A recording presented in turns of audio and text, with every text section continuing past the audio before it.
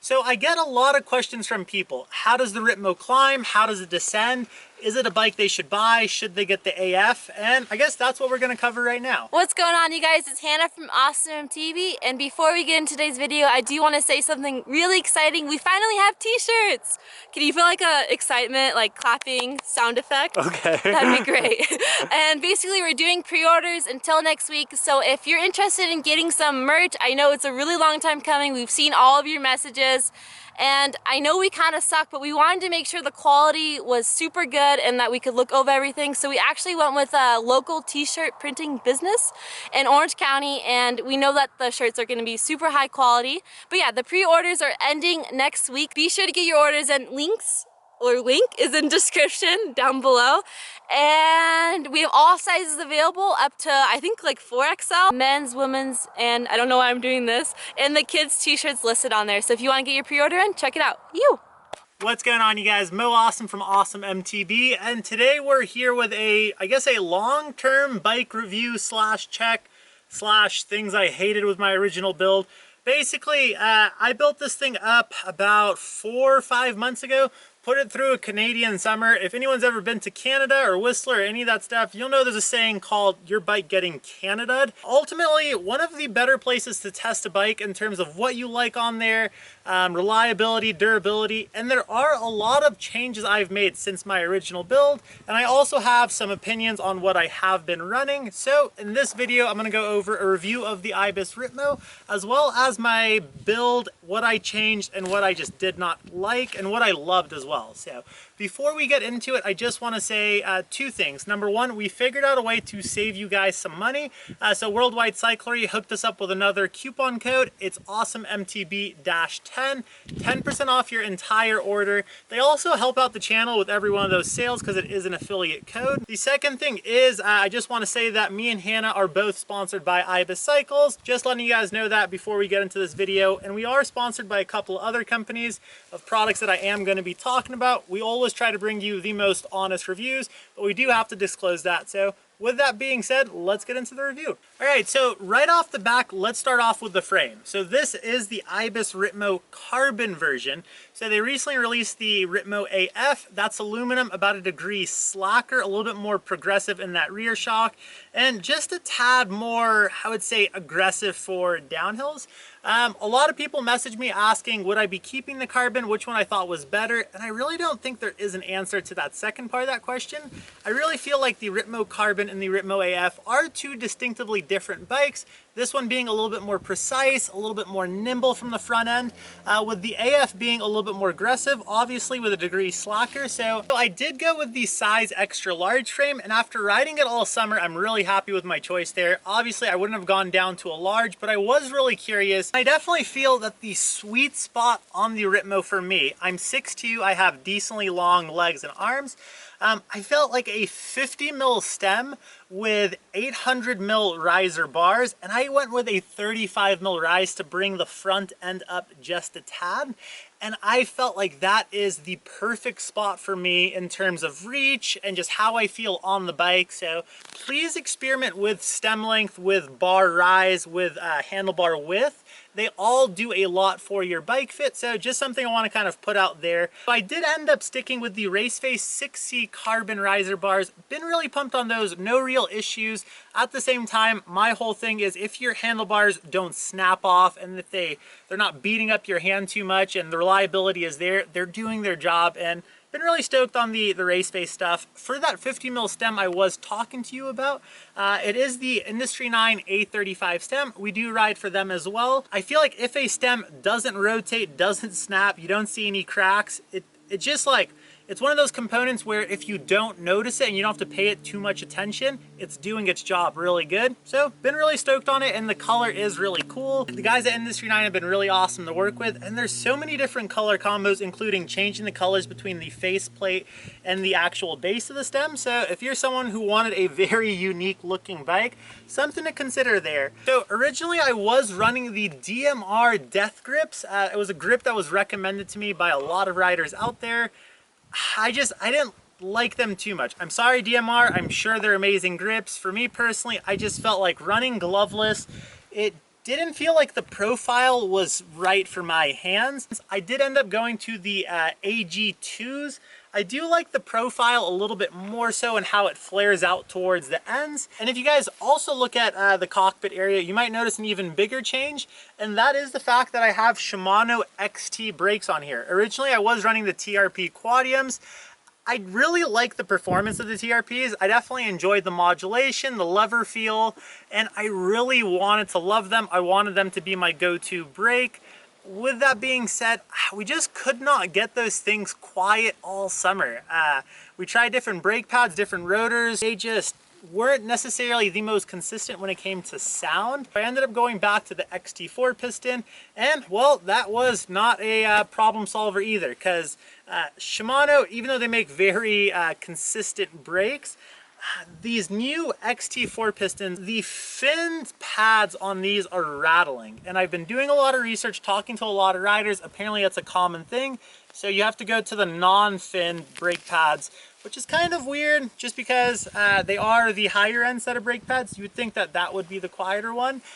With that being said, it is nice to go back to Shimano stopping power, and the consistency and reliability is there. So as soon as I finish that fin rattling around problem, I'm going to be pretty stoked on that. And moving along on the build, let's talk about the suspension. So as a lot of you guys know, we do ride 4 DVO suspension. On this current bike, I have a DVO Diamond up front and a Topaz in the rear, and I honestly can't say enough great things about the suspension. As for the rear shock, what I have noticed with the Ibis Ripmo is if you're a heavier rider like myself, you are going to want a little bit more support from that back end on these bikes, especially with the stock shocks. And the cool thing with the DVO Topaz is it's super simple to make those adjustments. All you do basically is take this rear shock off, and there's a little O-ring that you basically just slide off, and then you just slide the air can down, literally just pop it on down, and then you'll see there's room to put bands that are included with your DVO shock in 2 places. You have a spot to change the progression of the shock,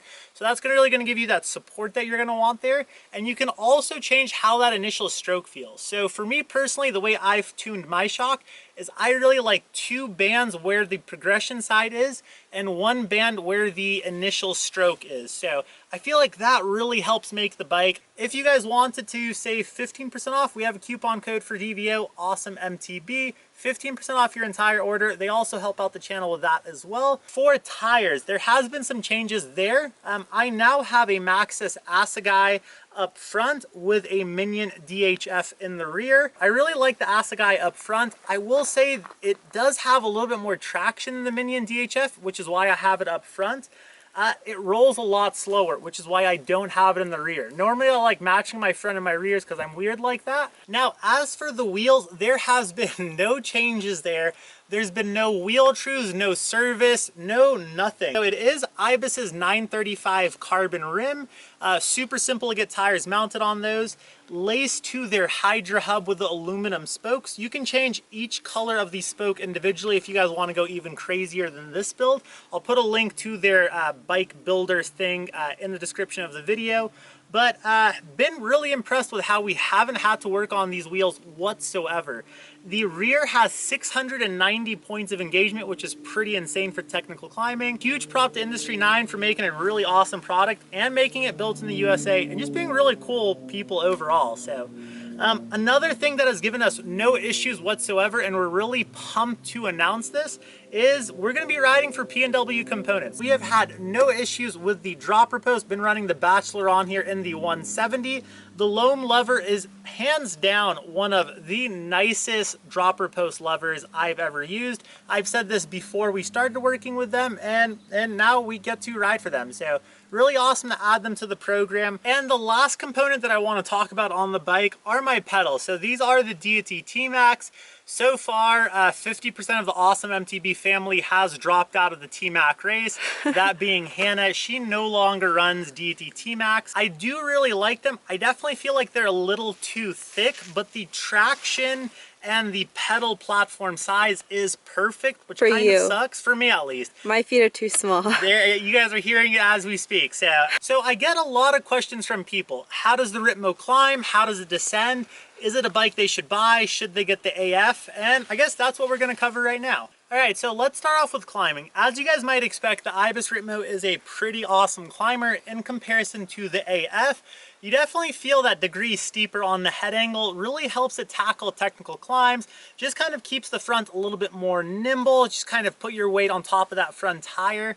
What I really do enjoy about this bike is you don't necessarily need to use that lockout. It just, the DW link paired with how Ibis does their bikes and just the overall geo of this bike really allows you to kind of stay in the bike, not really lock it out, still have the efficiency and the pop to make technical climbs with ease, as well as that rear chainstay a little on the shorter side. So you definitely feel like this bike just really loves tackling technical climbs. I did feel like the RIpley edged out the Ripmo slightly when it came to climbing, just because it felt like it had a little bit more of that out of the saddle sprint style feel from that bike towards the Ripmo AF. The AF, you have a 1 pound weight penalty over there with a degree slacker on that head angle. So even though that AF still does climb fairly efficiently, in comparison to the Ripmo, you do feel the pound, as well as on more technical styles of climbs. You are going to notice that front end raked out just a tad more than this, but overall really stoked on how this thing climbs. As you guys saw, I did 13,000 feet of climbing on one ride in Whistler called the Whistler Triple Crown. I will probably continue to boast that ride for the rest of my life. It is a story I will never stop telling, and I will never stop hearing it. She'll never stop hearing. And now for the fun part. How does the Ibis Ripmo do on the downhills? And as you guys saw a majority of summer, this thing definitely got put to the test. Whistler Bike Park, Silver Star, Heli Drops, North Shore, Squamish, really had a chance to put this through a variety of terrain. And what I have come back from is this bike is a very playful, aggressive style 29er. And what I mean by that is it still holds its own when it comes to chunk. There is 145 mils of travel. You do have 29-inch wheels. And I have said in the past that 29-inch wheels really do make bikes feel like they just have that tad bit more of travel, that the rollover is there. It does well in chunk. But at the same time, you still get a lot of pop and play from the bike. I will say, and I have said this in the past, if you're looking for a true die-hard long travel DH style 29er, I don't necessarily think that's what this bike is. I can't speak for Ibis in terms of what they had in mind when they were designing this, but what I feel like this bike is, it's that bike for that rider who knows he's going to tackle really big descents. He or she wants to have the ability to really have fun on there, pop out of corners, maneuvers technical sections with ease. They don't want to feel like the bike is overbearing to where they don't really feel like in their control. They want to be one with the bike. With that being said, the Ripmo AF is a degree slacker. So if you're that rider that you're really looking for that more aggressive style 29er, I have done a lot of testing on that. And when I compare it with this Ripmo, I think what I just said stays true. If I want to play around with the bike a little bit more so, I think I would go with the carbon Ripmo. If I just want to go out there and just send straight lines, you do have a 1 pound penalty on the AF. So the bike will track to the ground a little bit more so, just a little bit more mass there. I'd probably end up picking the AF for my more rowdy, super shuttle enduro days. With all that being said, hopefully you guys enjoyed this video. Oh, the bike's moving. I think it enjoyed it too. Hopefully you guys enjoyed this video. If you guys want to save some money, worldwide solidarity code AwesomeMTB-10, 10% off your entire order. DVO suspension, AwesomeMTB, 15% off your entire order there. And we have those t-shirts, as we mentioned at the beginning of the video. You guys place that pre-order. When they're gone, I can't say that. You guys place that pre-order if you guys want one. Thank you guys so much for the support and encouraging words on those t-shirts. We've gotten your messages. We're just stoked to keep the ball rolling on this. Big news coming soon. Most likely Friday is when we'll be able to drop it. And yeah, hopefully you guys enjoyed it. My name's Mo. This was Awesome MTB. And yeah, we'll see you guys next time. Until next time, you guys, ride awesome. You!